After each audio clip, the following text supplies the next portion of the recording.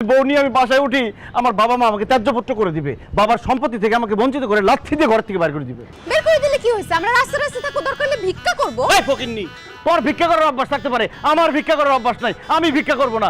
এখন ভালোই ভালোই বলতেছি, তুই তোর বাসায় যাবি নাকি যাবি না? আমিও ভালোই ভালোই বলতেছি, বউয়ের মনে কষ্ট দিবা না। এখন আমাকে তোমাদের বাসায় নিয়ে যাও। কেন তুমি আজকে আমাদের বাসর হবে? আরে বাসর হবে না, দাফন হবে। আমার বাবা যদি এটা জানতে পারে আমাকে ডাইরেক্ট গুলি করে মারা ফেলবে।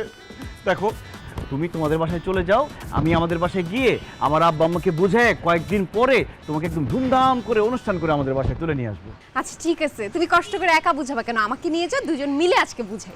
এখন কিন্তু মেজাজ খারাপ হয়ে যেতেছে, একটা উষ্টা মাইরা কিন্তু ফালা দিয়ে যাবো আমি।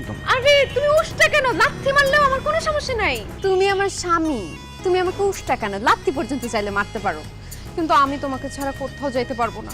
তুমি যেখানে আমি সেখানে।